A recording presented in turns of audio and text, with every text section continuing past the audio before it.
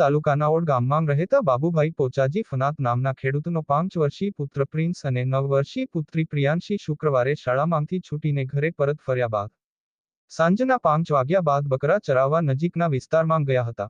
બકરા ચરાવતા મનુભાઈ કોદરાભાઈ કટારાના ખેતરમાં આવેલ ચેકડેમમાં પાણી ભરેલ જોઈ નાહવા પડતાં બંને ભાઈ બહેન પાણીમાં ડૂબી જતા મોતને ભેટ્યા હતા. બંને બાળકો ચેકડેમમાં ડૂબી જતા અંધારા જેવો માહોલ થતાં બકરા ઘરે પરત આવી ગયા હતા.